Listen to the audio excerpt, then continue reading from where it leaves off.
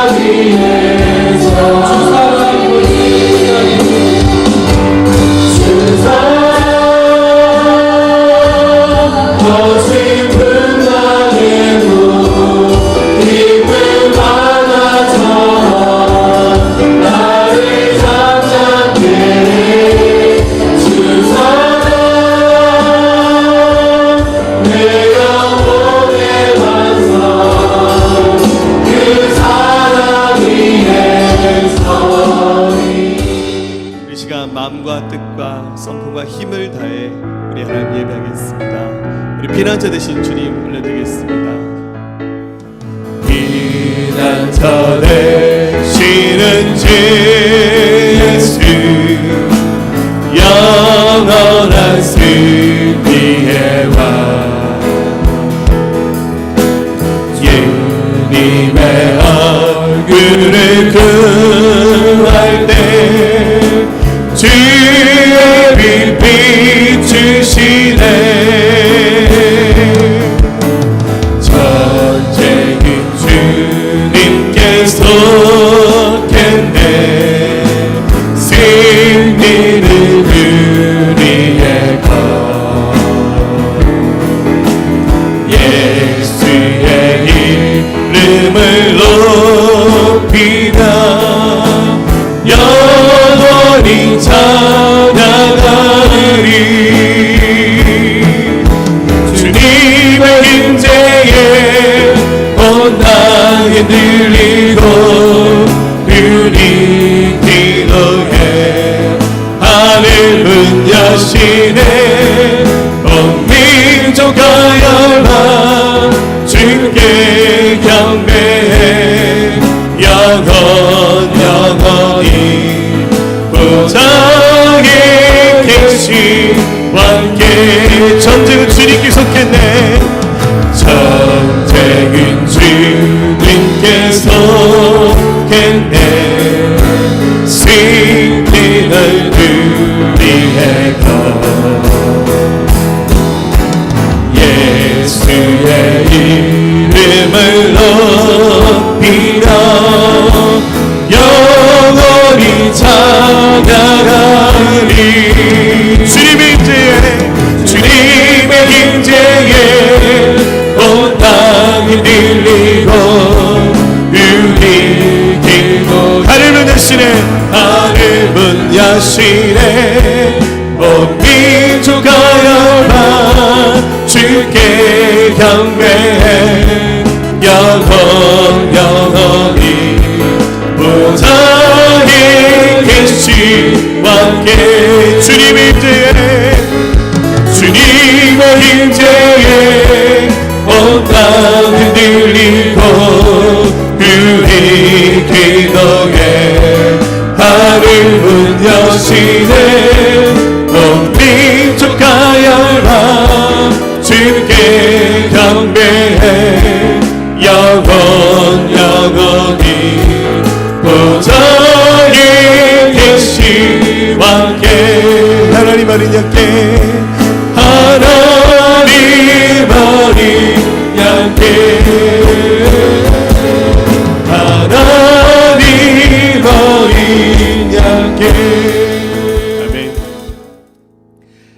여호와는 나의 목자시니 내게 부족함이 없으리로다. 그가 나를 푸른 풀밭에 누이시며 쉴만한 물가로 인도하신도다.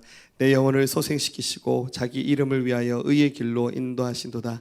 내가 사망의 음침한 골짜기로 다닐지라도 해를 두려워하지 않을 것은 주께서 나와 함께 하심이라. 주의 지팡이와 막대기가 나를 안위하시나이다. 주께서 내 원수의 목전에서 내게 상을 차려주시고 기름을 내 머리에 부으셨으니 내 잔이 넘치나이다. 내 평생의 선하심과 인자하심이 반드시 나를 따르리니 내가 여호와의 집에 영원히 살리로다. 아멘. 잘 앉겠습니다.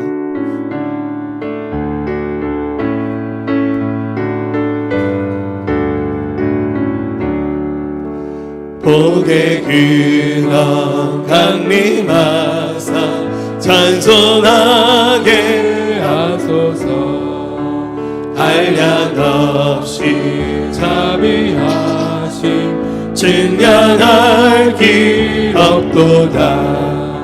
천사들의 찬송가를 내게 가르치소서. 구속하신 그 사랑에 항상 찬송합니다. 주의 크신 도움받아 이때까지 왔으니 이와 같이 천국에도 이르기를 바라네. 하나님의 믿음을 떠나 죄에 빠진 우리를 예수 구원하시려고 보혈 흘려 주셨네. 주의 귀한 은혜 받고 인생 빚진 자 되네. 주의 은혜 사슬대사 나를 주께 매소서. 우리 마음은 연약하여 범죄하기 쉬우니 하나님이 받으시고 천국인을 지소서. 이 시간 우리를 복된 자리로 부르시고 마음을 새롭게 함으로 하나님이 기뻐하시는 일이 무엇인지 깨닫게 하시며 오직 주님만을 높이고 찬송하며 신령과 진정으로 예배드리게 하시니 감사합니다. 지난 한 주간 전교인 가을 산행을 통해 아름다운 자연을 누리며 주님 안에서 기쁨으로 교제하게 하심을 감사드립니다. 전도팀의 국수대회를 통해 잃어버린 한 영혼을 찾게 하시며 하나님의 긍휼하신 사랑을 나눌 수 있도록 도우신 주님의 은혜에 감사를 드립니다. 주님, 이 나라 이민족을 위해 기도합니다. 북한의 핵실험과 열강의 대응으로 안보 상황에 긴장감이 지속되고 있습니다. 그러나 이 일들이 주님의 모든 백성들의 믿음을 깊게 하고 정결케 하는데 도움이 되게 하여 주시옵소서. 위험으로부터 지켜주시고 악한 사람들의 계획이 빗나가게 하여 주시옵소서. 오직 우리의 생사는 하나님의 주권에 달려 있음을 기억하며 진실과 간절함으로 주님만을 의뢰하며 미국과 북한이 대화를 통해 한반도의 평화가 이루어지도록 도와주시옵소서. 주님, 우리 교회를 위해 기도합니다. 우리 교회가 열방 선교와 지역 복음화에 더욱 힘쓰는 교회가 되도록 우리 교회를 사용하여 주시옵소서. 주님의 약속은 더딘 것이 아니라 오래 참으사 아무도 멸망치 않고 다 회개에 이르시기 원하시는 것처럼 아직도 복음을 듣지 못한 수많은 사람들을 위해 기도하며 복음을 전하는 사명을 감당하기 원합니다.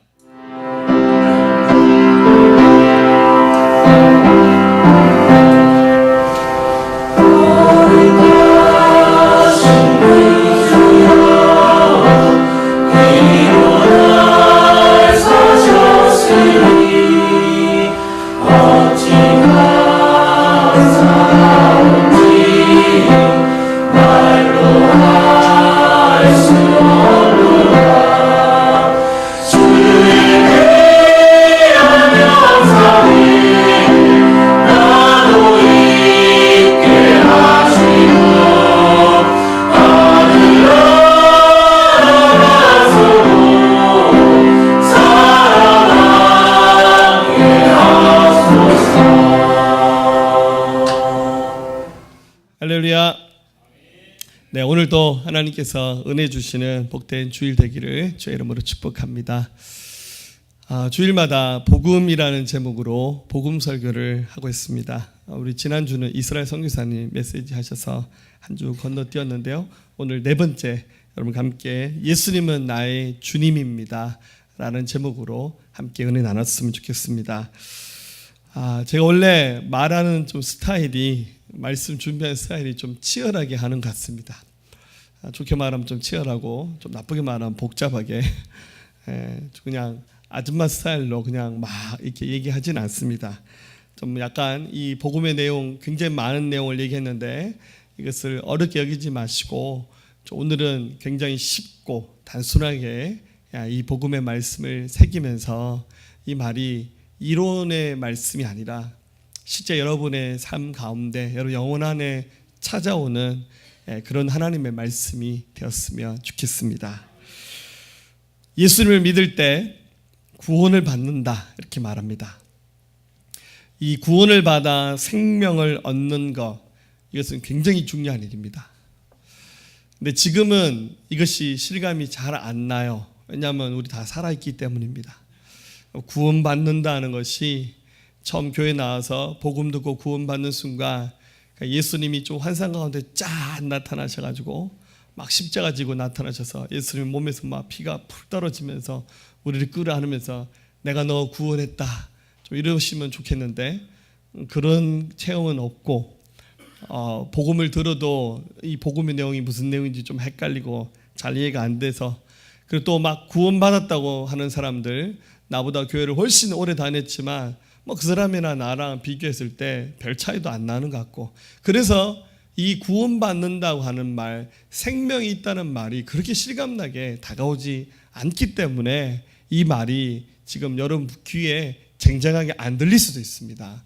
그래 여러분들 기억하십시오.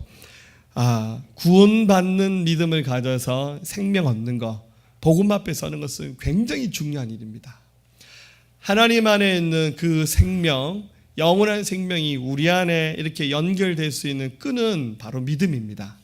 믿음이 하나님과 우리를 연결하는 끈이라고 할 수 있습니다.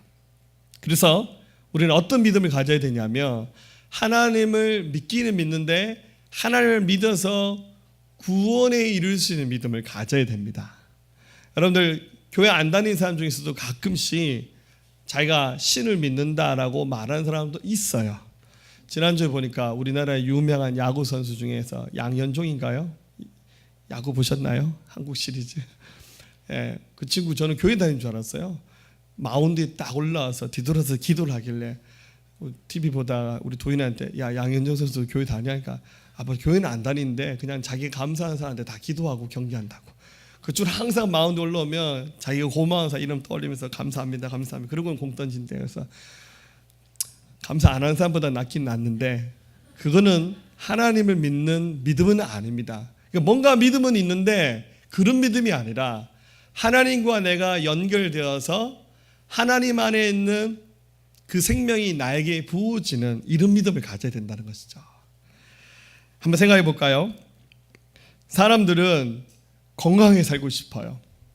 5분이라도 자기 생명을 연장하고 싶습니다. 여러분 지금 이 시간에도 병원에 가서 중환자실 아니면 말기 암 환자들이 있는 병동, 뭐 무지개 병동 이런 데 가보세요. 그 환자들과 그 가족들이 그 사람의 생명을 연장하기 위해서 얼마나 많은 노력을 하고 있는지 아십니까? 조금이라도 더 사셨으면 그냥 누워 계셔도 좋으니까 1시간만이라도 저희랑 같이 있어 주셨으면 좋겠어요. 이게 그 가족들의 마음이고 또 본인들의 마음 아니겠습니까? 그 사람들의 본능입니다. 유명한 중국의 진시황 여러분 아시죠? 진나라의 시황했던 그는 왕이 되자마자 흉노적의 그 침입을 막기 위해서 이 만리장성을 쌓았습니다. 길이가 1500km입니다. 안 놀라시죠? 저거 짓는데 당시에 300만 명의 농민들을 동원해서 저거 만들었어요. 이제 적들이 침입해서 나의 영원한 제국이 무너지면 안 된다 이거죠. 물론 저 만리장성은 지금도 그대로 복원이 돼 있고 지켜주고 있지만 저 만리장성이 진시황의 나라를 지켜주지 못했어요. 진시황 왕이 되자마자 이 중국 그 광대한 대륙을 통일했으니까 그 권력이 어마어마하잖아요. 그래서 어떻게 하면 늙지 않고 죽지 않을까? 그래서 유명한 불로불사초 늙지 않고 죽지 않느냐. 우리는 보통 불로초라 그러죠. 저 약을 구하기 위해서 당시 우리나라에까지 군대를 보내서 뭐 제주도까지 저거 구하러 갔다고 그러더라고요. 그런데 구하지도 못했을 뿐더러 어디서 뭐 좀 용하다는 약은 좀 많이 구했겠죠. 많이 먹었는지 몰라도 진시황이 49살에 죽었더라고요. 제가 역사를 찾아보니까 50도 넘기지 못하고 저 광대한 대륙을 통일했던 왕도 생을 마쳤습니다. 여러분 이집트에 가면 피라미드가 있죠. 언젠가 여러분도 한번 꼭 성지순례나 가셔서 이집트의 피라미드를 한번 보시기 바랍니다. 피라미드 중에서 가장 오래된 것은 4,500년 전에 지어졌습니다. 그 규모가 어마어마한데요. 이집트에 쿠프라는 왕이 있었는데 이 사람이 만든 그 무덤 피라미드의 크기가 사방이 230m고 높이가 당시에 146m였습니다. 안 놀라시죠? 146m면 지금 건물로 치면 어느 정도의 높일까요? 지금은 이제 조금 많이 무너져서 높이가 137m로 존재한다는 거죠. 그 들어가는 재료는 다 돌인데요. 돌 하나 무게가 1톤, 2톤이 넘는 큰 무게. 이 피라미드 하나에 돌이 60만 개가 쌓였습니다. 지금 현재 발견된 이집트의 피라미드 숫자만 90개가 넘습니다. 역사적으로 봤을 때는 훨씬 더 많은 피라미드가 있었다고 합니다. 영생을 꿈꾸었던 이집트의 왕들, 파라오라 그러죠. 어느 그 왕의 무덤에 들어갔더니 왕들은 죽으면 이제 미라를 만듭니다. 이제 썩지 않게 몸을 방부 처리해서 영원히 살겠다는 거죠. 근데 이 피라미드에서 그 왕의 그 주검인 미라가 발견됐는데 약품 처리를 했기 때문에 정말 그 시신이 썩지 않은 상태로 잘 보존되어 있습니다. 근데 그게 영생입니까? 아니에요. 근데 재밌는 것은 그 발견됐던 파라오의 그 미라의 손에 꽃이 하나 들려져 있었는데 그 꽃이 다 싸그러졌어요. 만진 순간 부서져 버렸어요. 그런데 고고학자들이 그 꽃씨를 뽑아내서 혹시 하는 마음으로 이것을 발화시켜서 심었는데 이 꽃이 싹이 났어요. 4,500년 전에 무덤에서 발견된 그 꽃 안에 그 꽃이 안에 있는 생명이 피어났는데 그게 유명한 다알리아 꽃입니다. 저 꽃이죠. 이 발견한 학자 이름을 따서 다알리아라고 그렇게 부른다고 합니다. 우리가 우습게 보는 그 미물 같은 꽃 한 송이 속에 담겨져 있는 씨앗의 생명보다 못한 게 그게 사람의 존재입니다. 사람의 삶은 100년도 이 땅에서 살지 못합니다. 아무리 노력해도 여러분들 산삼을 10뿌리를 드시고 뭘 해도 오래 못 살아요. 예전에 이사야 선교사님 그러시대요. 북한사에 가니까 북한에서 넘어온 탈북 그 형제들이 가끔씩 북한에서 산삼을 하나씩 가져와서 이제 복음 듣고 예수 믿고 난 다음에 선교사님 드세요. 이렇게 해서 산삼을 몇 뿌리 이렇게 두셨대요. 그래서 언젠가 저보고 그러더라고. 목사님 중국에 오시면 제가 산삼 꼭 드릴게요. 제가 내심 기대하는 마음으로. 근데 갔더니 다른 선교사 와서 드셨대요. 어떤 분이 이거 산삼이에요. 내가 먹을게요. 얼른 집어서 먹어버렸대요. 제가 누군지 압니다. 할렐루야. 근데 그거를 자기 아버님이 암으로 이제 돌아가셨는데 아버님에게 그 산삼 한 뿌리를 드렸대요. 아버님이 그걸 드셨는데 막 코피 터지시고 막 그랬대요. 좀 죄송합니다. 변을 보셨는데 변 색깔이 황금 색깔이었대요. 그리고 며칠 후에 돌아가셨대요. 그 산삼 먹는다 해서 암이 낫지는 않는 것 같아요. 이것을 잘 알았던 모세는 시편 90편에서 인생에 대해서 이렇게 말합니다. 우리의 모든 날이 주의 분노 중에 지나가며 우리의 평생이 순식간에 다한나이다. 우리의 연수가 70이요 강건하면 80이라도 그 연수의 자랑은 수고와 슬픔뿐이니 신속히 가니 우리가 날아가나이다. 모세가 인생을 돌아보면서 잘 살아봐야 70, 80이다. 모세 당시에. 근데 모세는 120까지 살았어요. 그런데 세월이 날아간다고 모세가 그렇게 말을 했습니다. 죽음 이후에 그것은 끝나냐면 그것이 아닙니다. 히브리서 9장 27절은 분명히 선언하기를 한 번 죽는 것은 사람에게 정한 것이요 그 후에는 심판이 있다. 하나님은 우리를 심판하시는데 누구도 이 심판을 피할 수 없어요. 저는 하나님 안 믿거든요. 안 믿는 거와 상관없어요. 안 믿으니까 그게 죄인 거예요. 심판대 앞에 서서 하나님이 천국과 지옥으로 갈라서 영원한 심판을 내리십니다. 그래서 우리는 이 영원한 심판주 되신 하나님 앞에서 구원 없는 믿음을 가져야 되는데 지금 계속 복음 설교를 하면서 계속 강조합니다. 복음은 뭡니까? 오직 하나님의 아들 예수님을 믿는 것입니다. 왜냐하면 그분이 이미 우리의 죄를 대신해서 십자가에서 죄값을 치르시면서 대속의 제물로 죽으셨어요. 그리고 그분이 죄 없다는 사실을 증명하시기 위해서 3일 만에 죽음의 권세를 깨뜨리시고 부활하셨어요. 그래서 영원한 생명을 얻는 것은 바로 예수님의 십자가의 죽음과 부활을 믿는 거예요. 그래서 하나님과 우리가 연결되는 이 끈은 믿음인데 이 믿음은 예수님을 나의 주님으로 믿는 것, 예수님을 나의 구원자로 믿는 믿음입니다. 자, 영원한 생명 얻는 믿음은 두 가지입니다. 이게 이제 2주 전에 나눴던 말씀인데 예수님을 나의 구원자로 믿는 거예요. 예수님만이 나를 구하실 수 있습니다. 여러분 절에 가서 절간에 가서 빈달해서 바다에 가서 절하고 고사 지낸다 해서 영원한 생명 얻는 것이 아니라 나에게 영원한 생명을 주실 수 있는 분은 오직 예수님밖에 없습니다. 이렇게 믿는 믿음을 가질 때 이것이 가능하다는 겁니다. 두 번째는 오늘 나눌 말씀의 핵심 내용인데요. 예수님을 그냥 믿는 것이 아니라 믿는 순간부터 예수님을 나의 주인으로, 나의 주님으로 믿습니다라는 고백을 하는 겁니다. 이것은 따로따로가 아니라 예수님을 구원자, 구주로 믿는 순간 예수님을 나의 주님으로 믿는 것으로 함께 고백하는 믿음을 갖는 것. 바로 이 시간이 그 시간이 되기를 주의 이름으로 축복합니다. 자, 예수님을 주님, 주인으로 믿는 믿음은 과연 어떤 것일까요? 한번 조금 더 깊이 한번 살펴봤으면 좋겠습니다. 이 말을 거꾸로 하면 예수님을 구주로, 구원자로 믿기는 믿는데 예수님을 주님으로 안 믿는 사람도 있다는 거죠. 예. 그 이제 신앙생활 하는 것만 보면 알잖아요. 아, 저 구원 받았는데요. 저 예수님 믿는데요.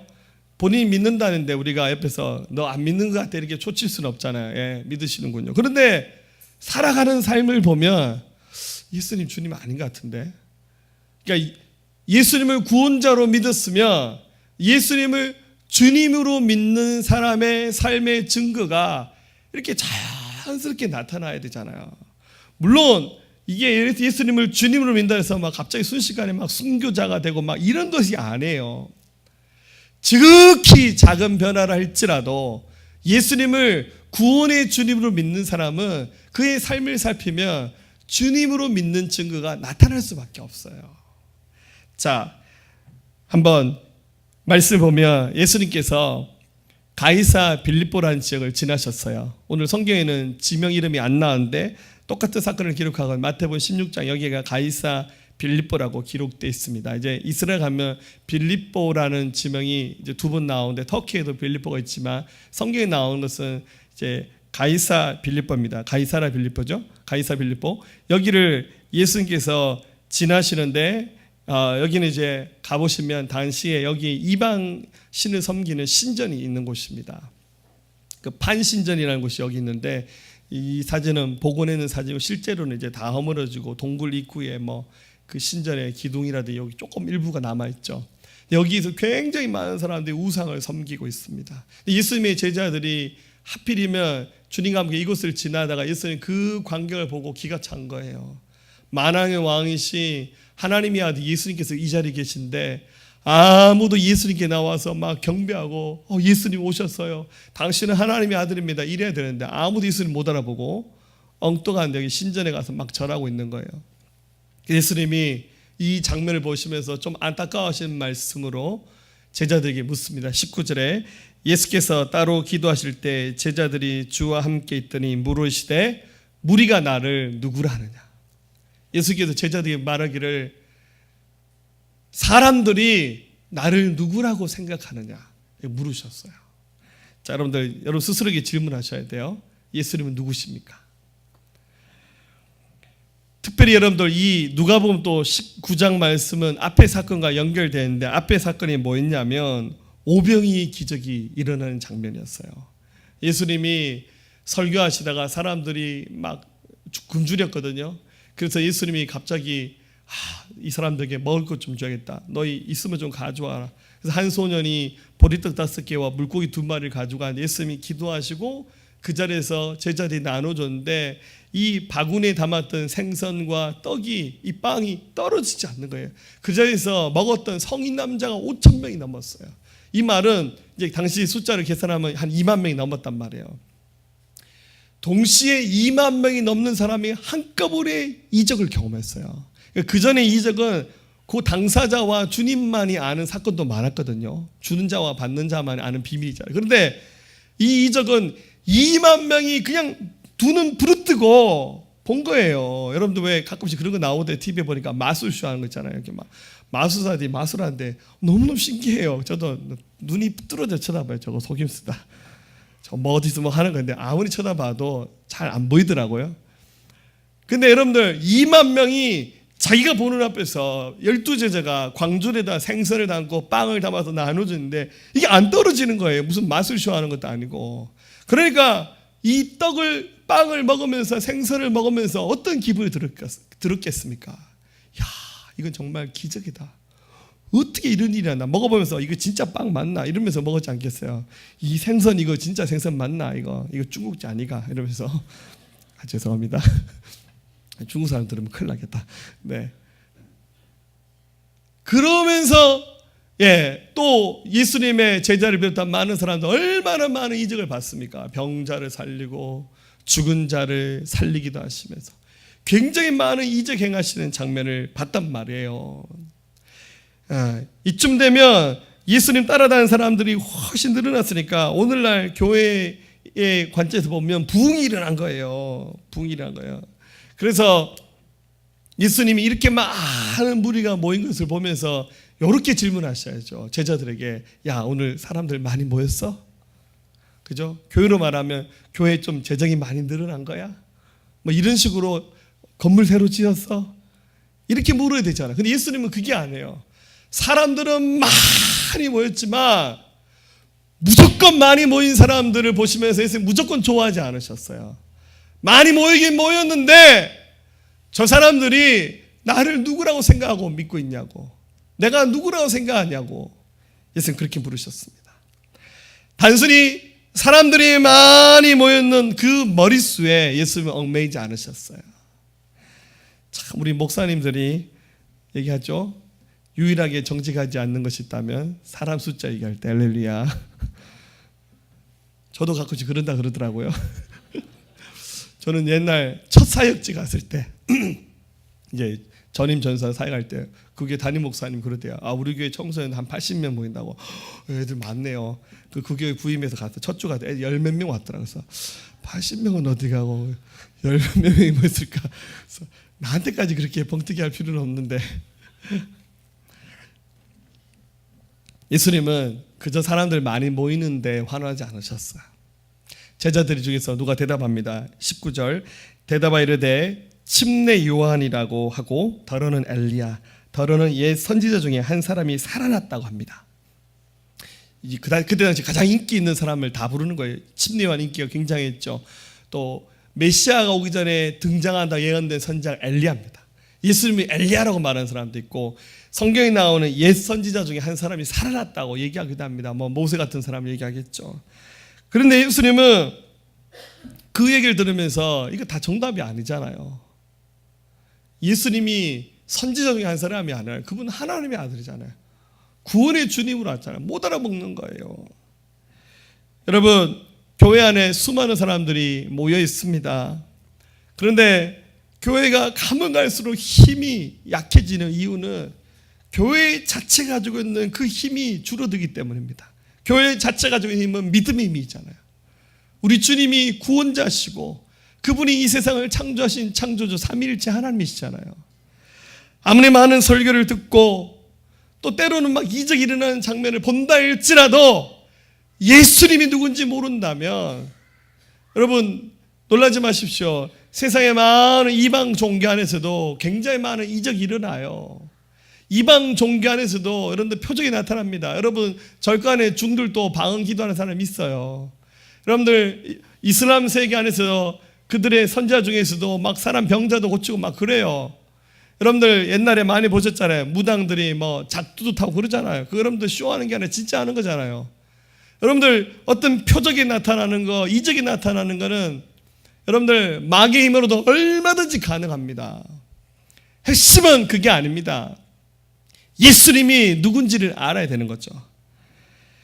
그래서 이 장면을 봤던 제자들, 또 그 제자들에게 예수님이 다시 한번 묻기를 20절에 예수께서 이르시되 너희는 나를 누구라 하느냐. 딴 사람들은 나를 그렇게 생각한다. 좋다. 너희는 나를 누구라 하냐. 그자 베드로가 대답합니다. 베드로가 대답하여 이르되 하나님의 그리스도십니다. 이 똑같은 말씀 마태복음 16장 16절에는 시몬 베드로가 대답하여 이르되 주는 그리스도시요 살아계신 하나님의 아들입니다. 확실하게 믿음의 고백을 했습니다. 예수님이 이 대답을 들으면서 너무 기뻐하셨어요. 사실은 알고 보면 베드로도 자기가 무슨 얘기하는지 모르고 했을 가능성이 많아요. 아무튼 대답은 굉장히 잘했어요. 바로 여러분 이것입니다. 믿음은 허황된 뜬구름 잡는 이야기 하는 것이 아닙니다. 우리 예수님 단지 문서 속에 나오는 가상의 인물을 믿는 거 아닙니다. 예수님은 실제 하셨습니다. 그분은 삼위일체 하나님이세요. 그분이 십자가에서 인간의 죄와 또 모든 허물을 대속하기 위해서 죽으셨습니다. 그래서 예수님을 믿는다는 것은 그분이 나의 유일한 구원자이시자 이 순간부터는 내 인생의 주인이 당신이 되는 겁니다. 그게 예수님을 진짜 믿는 겁니다. 그래서 예수님을 믿는다고 고백했던 사람들은 예수님이 주인이시니까 그 순간 이후부터 놀라운 삶의 변화들이 일어나기 시작했습니다. 여러분 이것은 억지로 연출하면서 일어나는 변화가 아니에요. 자연스럽게 그의 삶에서 변화가 일어났습니다. 우리 본문 말씀 보면 조금 더 자세히 예수님을 주님으로 믿는 사람들이 경험하게 되는 삶의 변화들이 조목조목 나옵니다. 물론 저와 여러분들 우리 모두의 믿음은 다릅니다.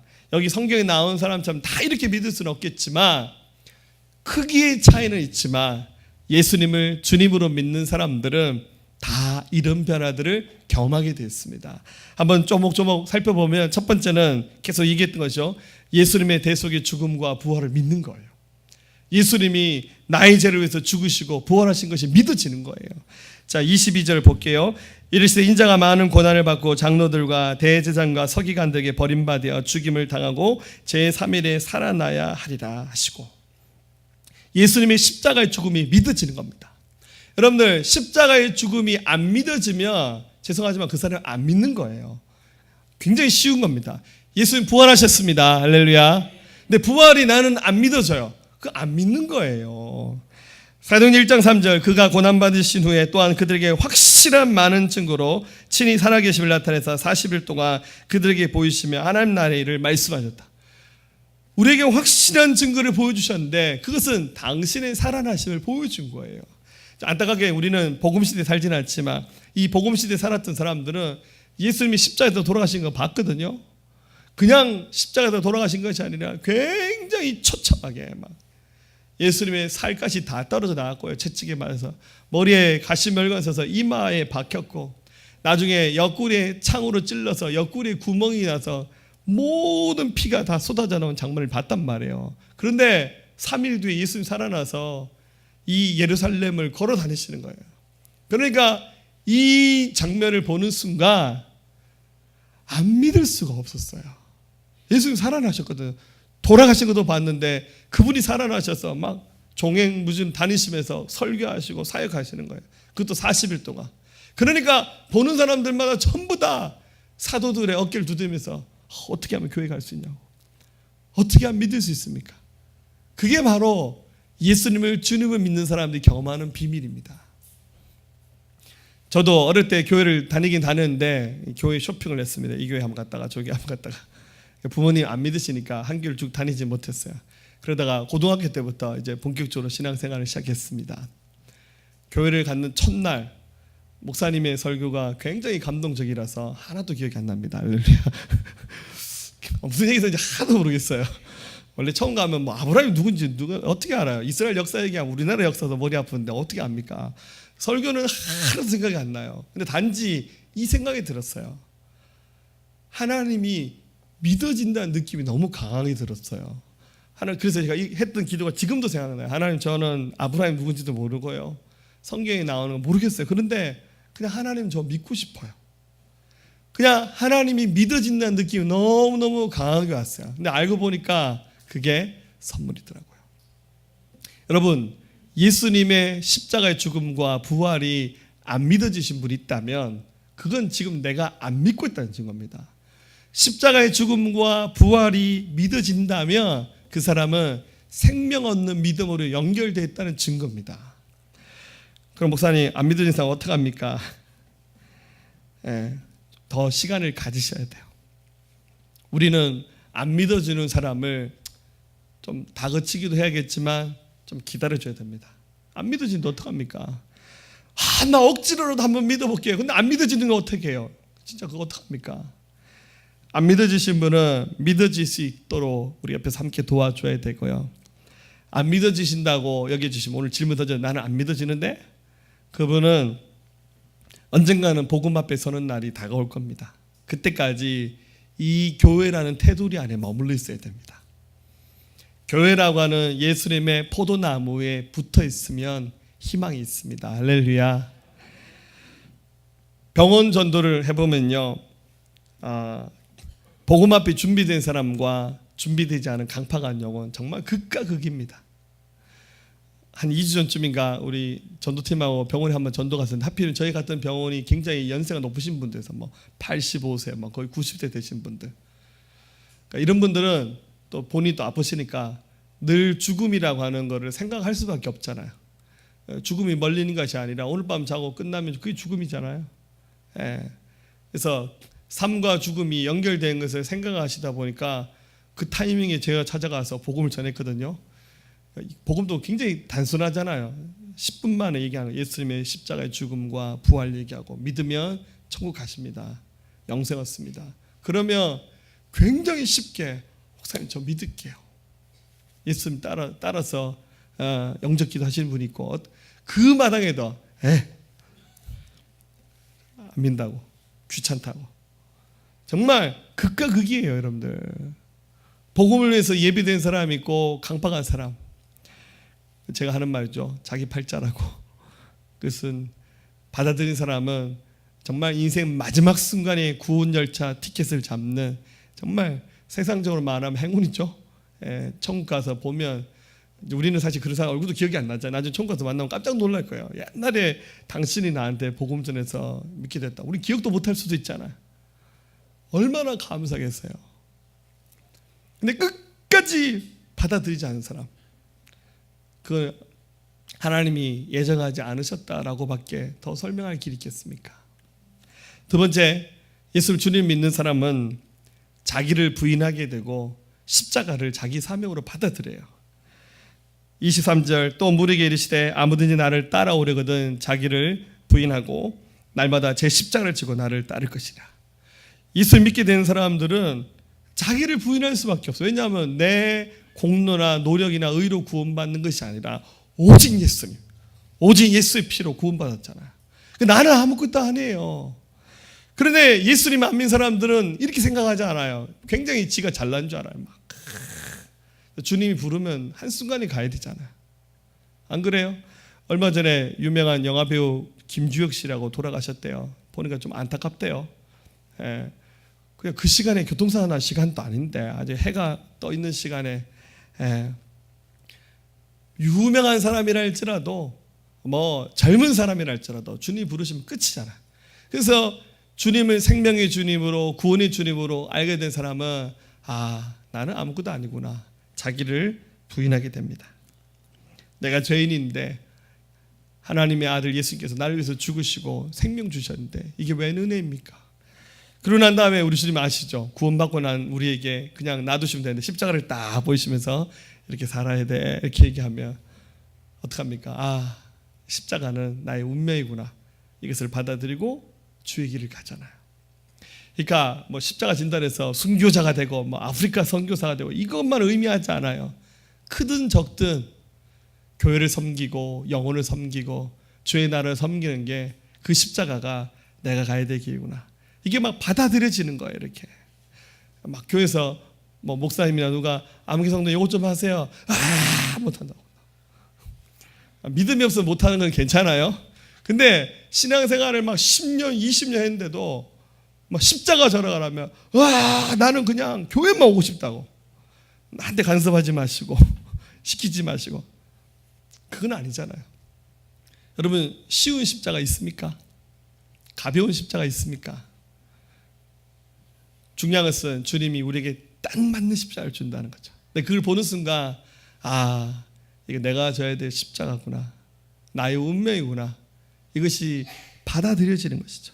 세 번째, 목숨을 버리는 삶도 두렵지 않고 아깝지 않아요. 24절 누구든지 제 목숨을 구원하고자 하면 잃을 것이요 누구든지 나를 위하여 제 목숨을 잃으면 구원하리라. 예수님이 주님이시니까 우리 여러분 근데 걱정하지 마세요. 아무에게나 목숨 바쳐하진 않아요. 주님이 다 필요한 자를 주님께서 불러서 그 일 하시겠죠. 그런데 목숨도 드리는 것도 아깝잖아요. 가끔씩 저는 우리 선교사님들 볼 때마다 한 번씩 이런 생각 들어요. 아, 저 사람 되게 아깝다. 선교사 되게 좀 아까운데. 선교사는 뭐죠? 열정페이 하잖아요. 선교페이. 무슨 말인지 이해를 못하시는 분위기. 막 20대 때 자기 삶을 들여서 선교지에서 삶을 드리고, 특히 창의적 접근지요. 핍박에 있는 뭐 공산주의 국가라든지 막 이슬람 세계에 들어가면 막 목숨 걸고 사역해야 되잖아요. 안 그래요? 그런데 그게 하나도 안 아까운 거예요. 그저께 캠프 갔었는데요. 강요한 송회사님 유명하시죠? 강요한 송회사님 간증을 한 5번 들었는데 또 은혜스럽게 들었어요. 원래 치과 의사였어요. 대학 졸업하고 치과 병원 차려서 한 3년인가 병원 운영하니까 이제 빚을 다 갚았대요. 지금부터 이제 돈 따발 위에 앉는 거잖아요. 치과 의사 괜찮잖아요. 그래서 막 지금부터 이제 돈 버는 거다. 근데 주님이 옛날 10년 전에 너 선교사에다 소원한 거를 찾으시면서 선교사로 가라. 그래서 예수님 없는 부자로 살래. 가난한 선교사가 되더라도 예수님 안에서 부유한 자로 살기를 원하냐. 주님이 그렇게 선택하라 하셨을 때 부자 되는 삶. 그래도 의사하면 일반 사람보다 좀 많이 벌잖아요. 그 포기하고 자기 부모님한테 얘기했을 때 아버님이 완전히 뭐 TV에서 나온 욕을 다 하셨대. 10원짜리 욕 다 하시면서 공부시켜서 의사 만들어놨더만 미쳐가지고 선교사 된다. 나중에 그 아버지도 예수 믿고, 이제 나중에 선교사를 지지하시는 분이 되고. 어떤 점에서 보면 그런 창의적 접근 지역에 나는 선교사인데 보면 아깝잖아요. 젊음을 드리고 자기 옥합을 깨뜨려 드리는데 다 뭐 할 일 없어서 선교사 되는 거 아니잖아요. 근데 예수님이 주님이시니까 주님이 자기를 부르는데 사람마다 부르면 달라요. 다 선교사 되는 건 아니잖아요. 근데 어떤 사람은 목숨을 드리고 자기 옥합을 깨뜨리는 그런 부르심을 주셔도 아멘, 아멘. 예수님 나의 주님이시니까 내가 기꺼이 그렇게 살겠어요. 순종하는 거잖아요. 아무에게나 그렇게 얘기하지 않았어요. 걱정하지 마세요. 할렐루야. 그런데 이게 우리 기본이 되어야 되지 않겠어요? 주님이 원하신다면 쓰십시오. 마지막 4번째, 믿음을 부끄러워하지 않습니다. 26절 같이 읽어볼까요? 누구든지 나와 내 말을 부끄러워하며 인자도 자기와 아버지와 거룩한 천사의 영광을 올 때 그 사람을 부끄러워하리라. 주님 앞에서 주님을 부끄러워하면 주님도 나도 너 부끄럽다고 모른 척 하신다는 거예요. 그런데 정말 예수 믿는 사람들은 주님이 부끄럽지 않아요. 주를 위해 살아가는 삶이 영광의 길이기 때문에 그렇습니다. 예수 믿고 살아가는 삶은 최고의 축복입니다. 이런 자들에게 주님은 상을 주실 거예요. 영원한 주님의 나라에서 상도 있고 때로는 이 세상에서 한 번씩 보너스를 주세요. 27절 내가 참으로 너에게로는 여기 서 있는 사람 중에 죽기 전에 하나님의 나라를 볼 자도 있다. 이 세상에서도 그 하나님 나라의 영광의 일부분이지만 예고편을 살짝 경험하는 거예요. 우리가 기도하면서 막 가끔씩 영적 체험도 하잖아요. 주님이 보여주시는 건 대부분 다 뭡니까? 우리를 위로하시고 격려하시면서 힘들고 고달파도 이 길을 가게 되면 영광으로 준비하고 기다리고 있다. 그거 보여주시는 거잖아요. 다니엘의 세 친구 사드락 메삭 아벳느고는 어땠습니까? 당시에 그 느부갓네살 왕이 신상을 세우고 왕에게만 절하라고 했는데 이 사드락 메삭 아벳느고 다 그 이스라엘의 그 왕족의 후손들이었잖아요.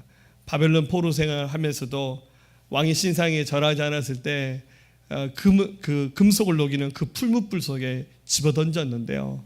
들어가기는 3명이 들어갔는데 달인 4개 보이는 거예요. 천사가 나타나서 그들을 보호가 나왔는데 머리털 하나 꼬시르지 않았어요.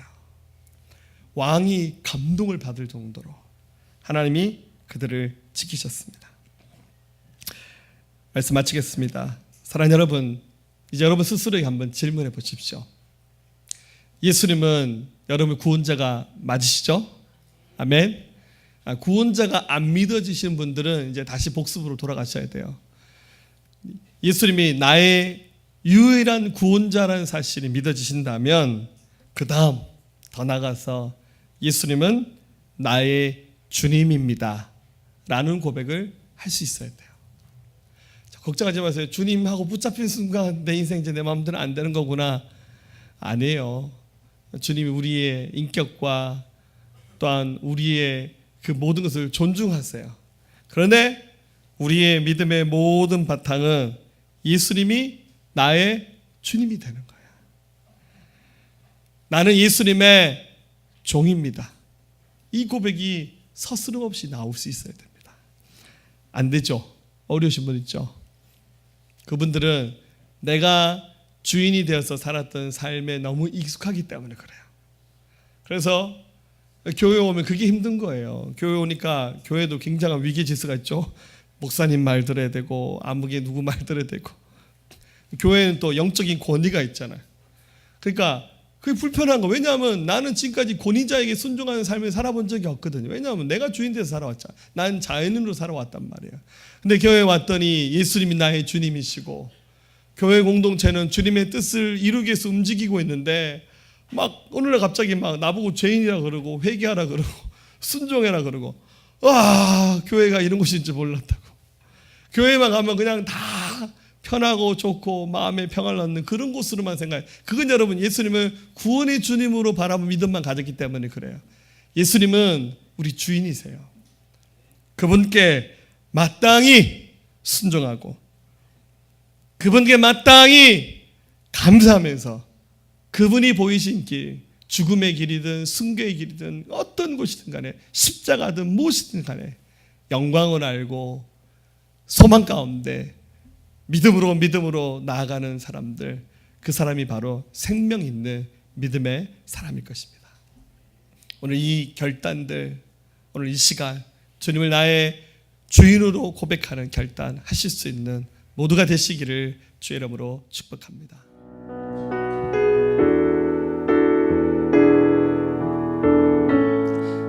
주발 앞에 무릎 꿇고 그 사랑에 남기네. 어떤 말도 그 어떤 소리도 그 말 앞에서 잠잠해지네. 주 나의 사랑, 주 나의 사랑, 그 발 앞에 앉아, 그 발 앞에 앉아 내 모든 기도는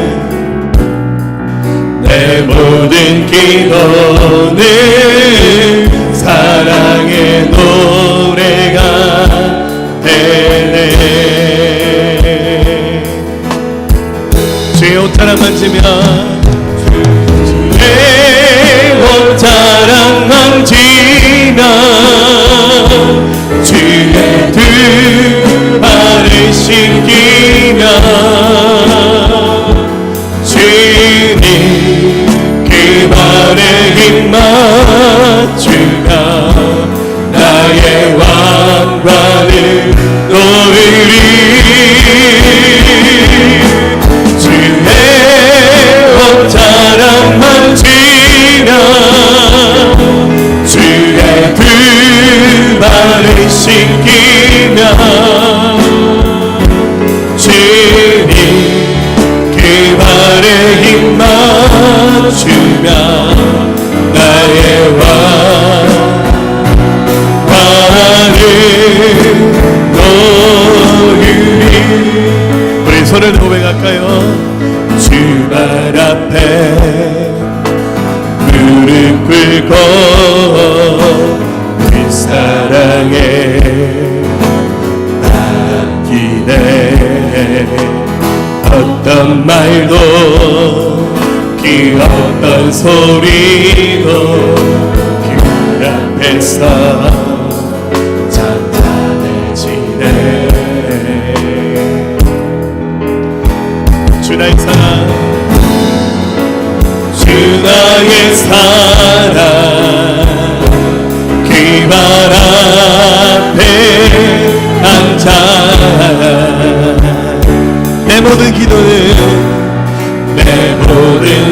노래 사랑의 노래가 되네. 주의 옷자락 만지면 주의 옷자락 만지면 주의 두 발을 씻기면 주님 그 발에 힘 맞추며 나의 왕관을 놓으리. 주의 옷자락 만지면 주의 두 발을 씻기며 주님 그 발에 힘 맞추며 나의 왕관을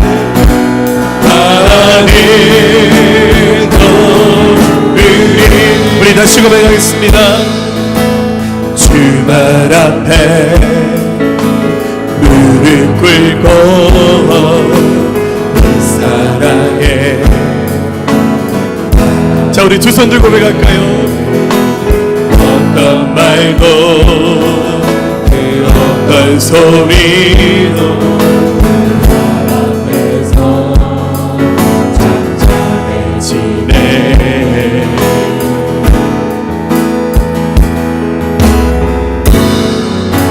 주 나의 사랑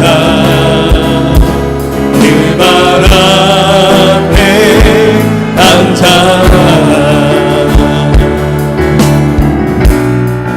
내 모든 기도는 사랑의 노래가 되네. 주의 옷자락 만지면 주의 옷자락 만지면 주의 두 발을 씻기며 주님 그 발에 힘 맞추며 나의 왕관을 놓으리. 주의 옷자락 만지며 주의 두 발을 씻기며 주님 그 발에 힘 맞추며 나의 왕관을 놓으리. 주의 옷자락 만지면 주의 옷자락 만지면 주의 두 발을 씻기며 주님 그 발에 힘 맞추며 나의 왕관을 놓으리. 주의 옷자락 만지며 주의 두 발을 씻기며 주님 그 발에 힘 맞추며 나의 왕관을 놓으리. 아멘. 우리 시간 고백할까요? 예수님은 여러분들에게 누구십니까? 내가 필요할 때, 내가 원하는 것이 있을 때 그 모든 것을 채워주시는 분. 물론 주님 우리를 아시고 채워주십니다. 그러나 그분은 우리의 구원자시고 그분은 우리의 주인이십니다. 그분이 우리에게 생명 주실 때 그냥 주지 않으셨어요. 십자가에서 당신의 목숨을 깨뜨리셨습니다. 가슴에 손을 얹겠습니다. 제가 기도하겠습니다. 하나님, 우리 안에 주님이 앉으셔야 될 자리 내가 차지하고 있고 세상의 더러운 것들이 주님의 자리를 빼앗고 있지 않습니까? 하나님, 이 시간에 그 모든 더럽고 추악한 것들을 내려놓습니다. 이 시간에 그 모든 우상들, 하나님의 대적하에 높아진 우상들이 예수의 이름으로 무너지게 하여 주시옵소서. 우리 하나님 더러운 모든 하나님의 왕자를 뺏고 있는 우상들 예수 그리스도의 명령한다. 다 무너질지어다. 하나님의 대적하여 견고하신 모든 벽들은 예수 그리스도의 명령한다. 다 무너질지어다. 주의 거룩한 성령으로 덮으시고 믿음으로 충만케 하셔서 승리하는 하나님의 거룩한 백성으로 일어나게 하여 주시옵소서. 역사의 주님 찬양하며 기대합니다. 주님 영광 받으시고 함께 하여 주시옵소서. 예수님의 경계하신 이름을 함께 기도했습니다. 아멘. 우리 같이 손을 들고 고백합시다. 나 주님의 길을 가리라. 하늘에 부르심 따라서 주님의 얼굴을 구할 때 거룩한 성령이 마시네. 나 주님의 길을 가리라.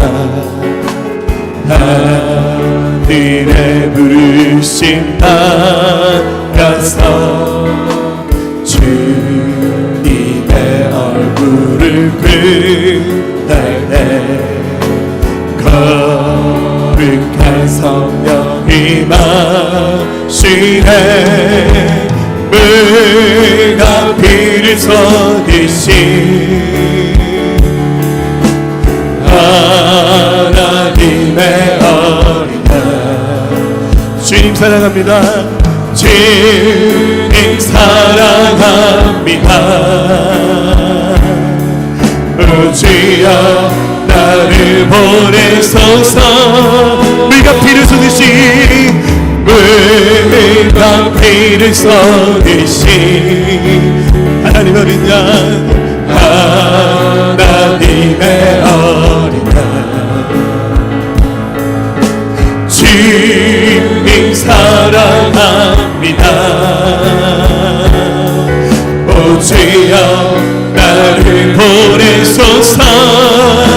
주 살리라 주 위에 살리라. 주 따라가리라. 내 생명 다하여 주 복음 전하리. 곧 승리하리라. 기다리오리라.